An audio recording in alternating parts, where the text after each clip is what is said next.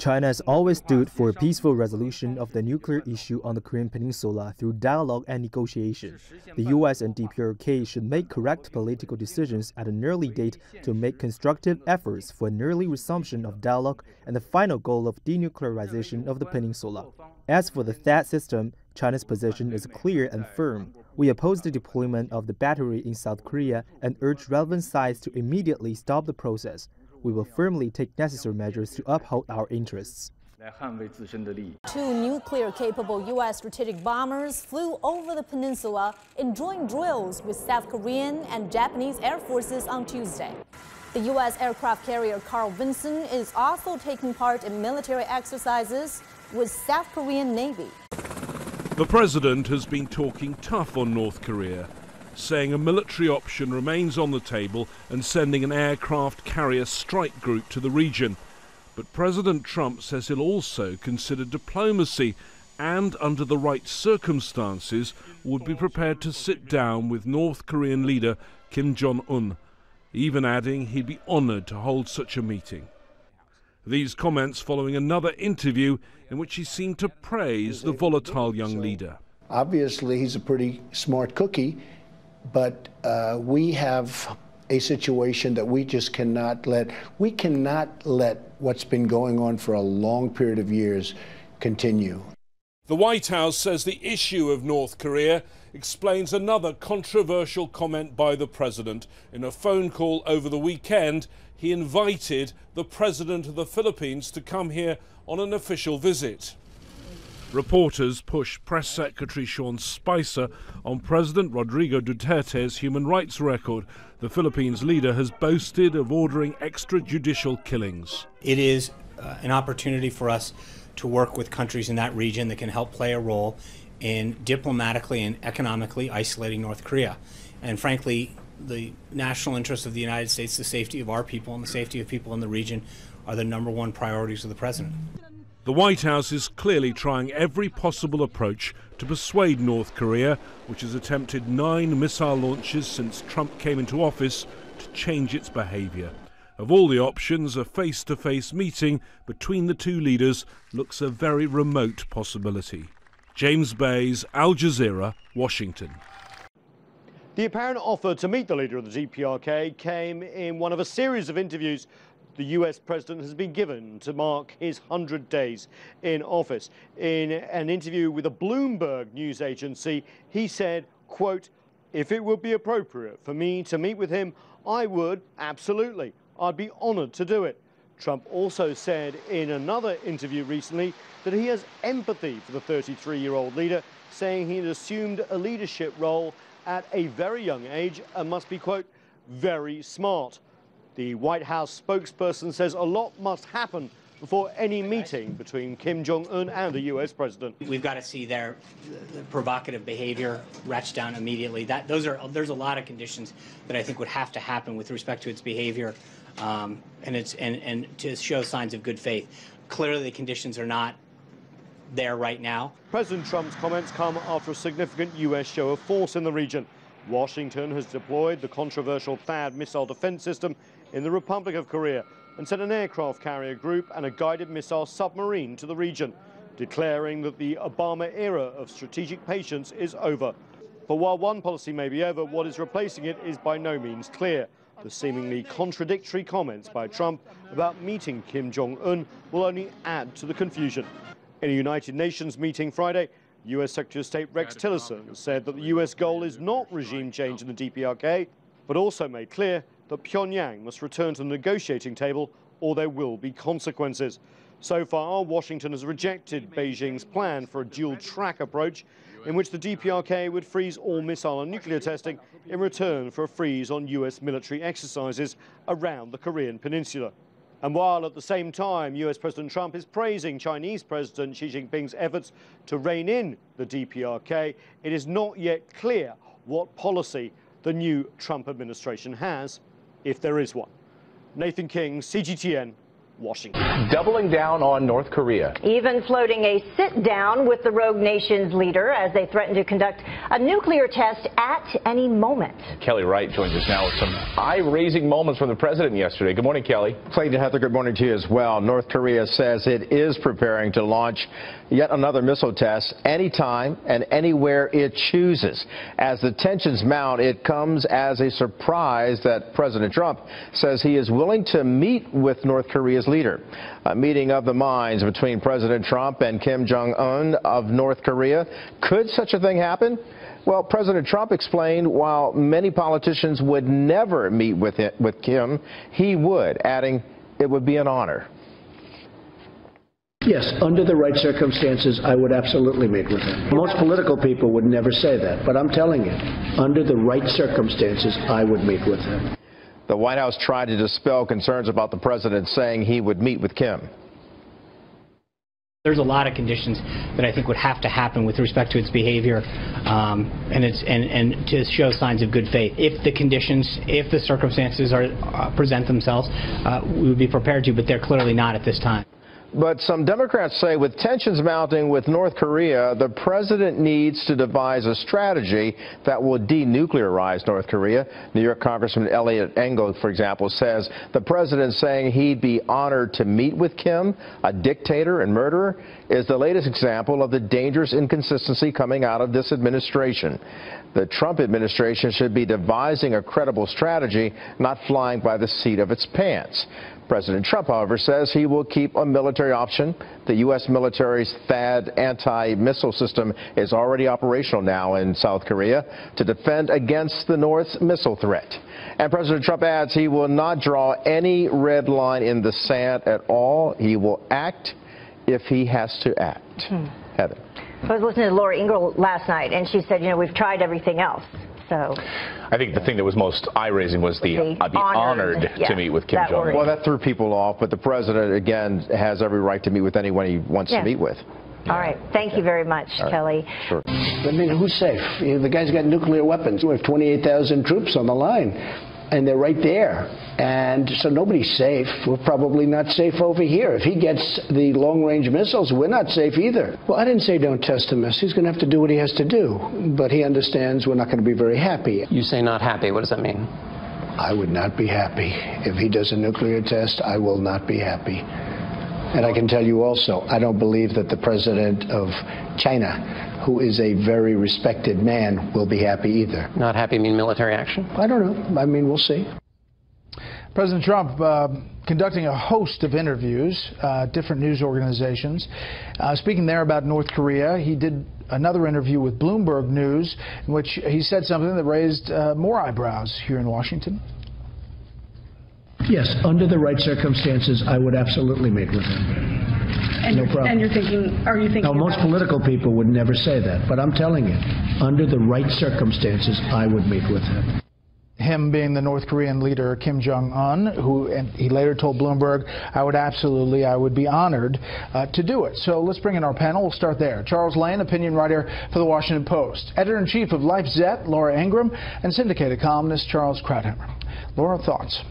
Well, you can look at it this way, I guess. We've tried everything else with North Korea. I mean, we've been round and round and round. We allow them to get a little food every now and then. They need a little help from us.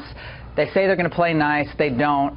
Really, supposedly, really smart people, experts, have been at this through Republican administrations and Democrat administrations. So while on the surface, you think, well, I'll meet with Kim Jong-un. Like, why would he meet with Kim Jong-un? There might be something else going on. Maybe there's a little psychological gamesmanship that Trump is engaged in, and I think that looks like some bond formed between Trump and President Xi at Mar-a-Lago. I mean, imagine the scene of seeing Kim Jong-un in Mar-a-Lago. I mean, I don't think that will probably happen, but I think he's trying to kind of be a little bit unpredictable here with him and maybe get him off his game a little bit. I don't know if it will work, but I do know this. We're at this point right now because all the smart people, all the elites in the foreign policy establishment have failed, and they failed really badly. Here's Sean Spicer at the White House briefing being asked about that word honored. that be an honor? I guess because he is still the head of state, so it is sort of there's a diplomatic piece to this. But the bottom line is the president's going to do what he has to do right now. He's building a coalition in the region to isolate North Korea, both economically and diplomatically. What did he mean when he called him one smart cookie or a pretty smart cookie? He assumed power at a young age when his father passed away, and there was a lot of potential threats that could have come his way, and he's obviously managed to lead a country forward. Chuck. Well, the president has this remarkable affinity for strongmen overseas. We saw it in some of the things he said about Vladimir Putin during the campaign. As Laura mentioned, he seems to have bonded with Xi Jinping. A real surprise considering the things he said, the hostile things he said about China during the campaign.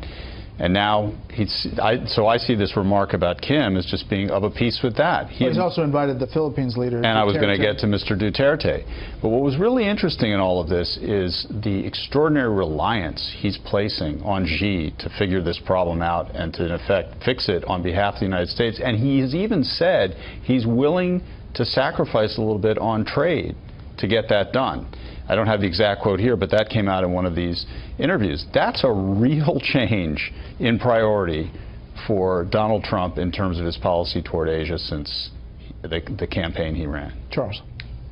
Look, I admire any attempt to put a real deep strategic gloss on what Trump said about UN, but this is ridiculous. This is off the cuff.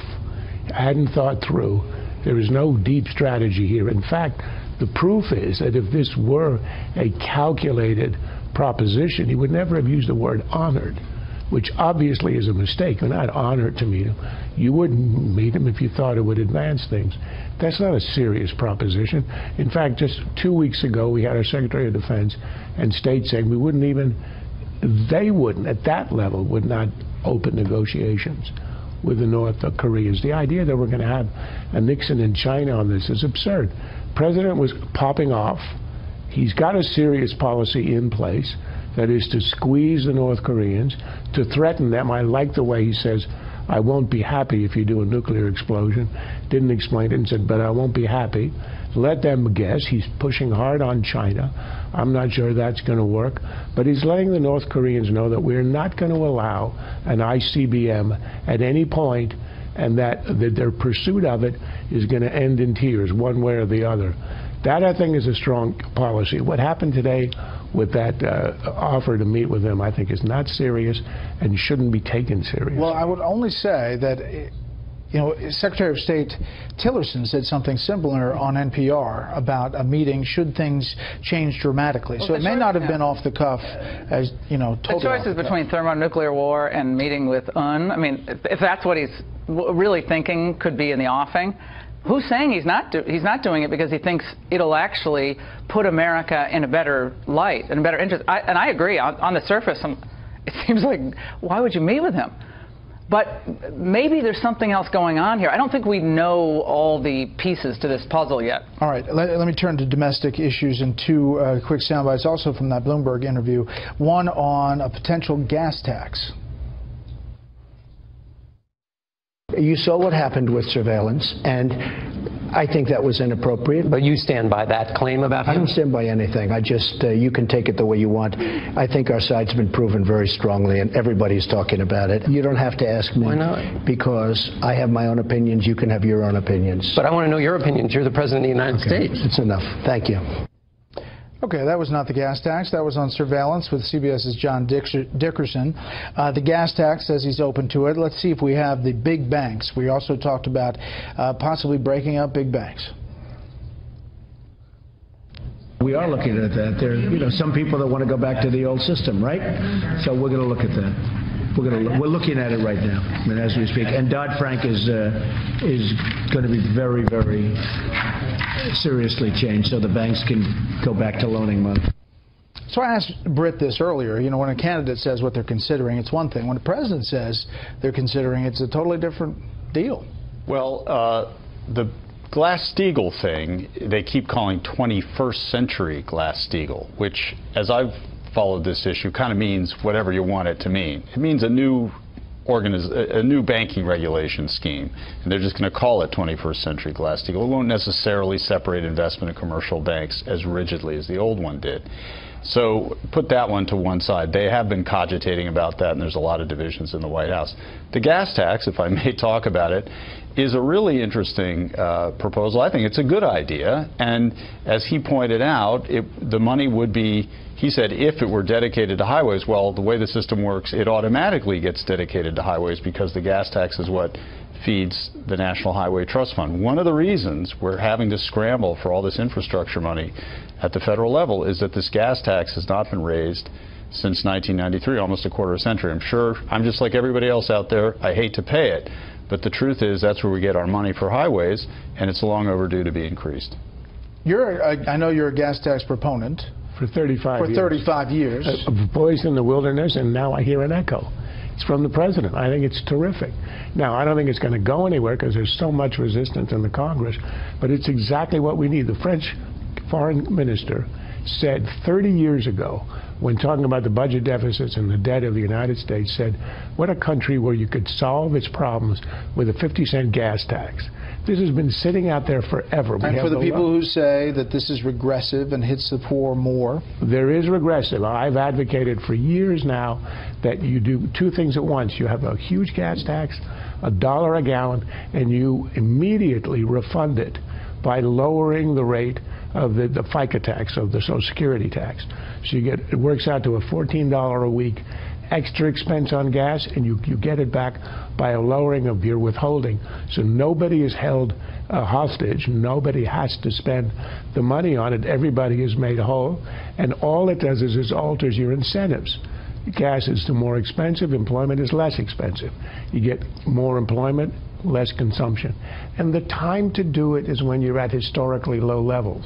Now, if you want on energy prices, you mean? On energy prices, we're never going to get this again. You do it now, it'll be less noticed. If you want to use a part of it to build the infrastructure, fine. But it's just lying out there, a source of revenue. Every other country, the Europeans have like $6 a gallon or something, huge gas taxes. We have essentially nothing. And it's out there, it's ready to be used. I'm not for emulating Europe in almost any capacity, but I mean, I think that Charles is making some good points here. We have to get the revenue somewhere, and it's surprising to a lot of people when you hear Trump talking about we're going to tax. You're conservative, you don't want any taxes, but you do have to pay for it. We have $19 trillion in debt. And I think they have to look at this very carefully, and I think they have to explain it to people because it is going to hurt the working people. For his populist message, that's going to hurt those people, but they have to explain. If they're going to do something like that, which I'm not even sure I'm in favor of, they're going to have to really explain it to the people. Well, if you're not going to touch entitlements, right, got to get it somewhere. Have to find the money somewhere. Yep.